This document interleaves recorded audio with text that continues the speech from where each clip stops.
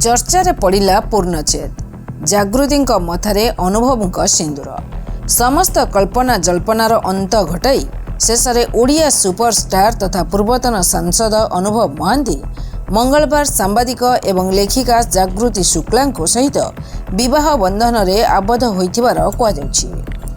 परिवार सदस्य एवं निकट संपर्क उपस्थित रे राज्य बाहर विवाह संपन्न होइछि। बर एवं कन्या माल आदान प्रदान करुथिबार अनेक फोटो सोशल मीडिया रे भाइराल हेबारे लागिछि। तेबे एही दंपति एपर्यंत सेमानकर विवाह विषय कौनसी सूचना देई नाहंती। मार्च 8 तारिख रे निर्बंध करिबा परे सेमाने उभय सेमानकर संपर्क को सार्वजनीन करिथिले। गोपनीयता बजाय रखिबा पई ओडिशा बाहर मध्य निर्बंध करा जायथिला।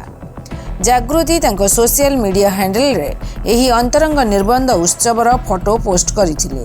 तांको पोस्ट रे लिखा थिला, मु मोर सबुठारु भल बंधु अनुभव महांती को हाँ कहली।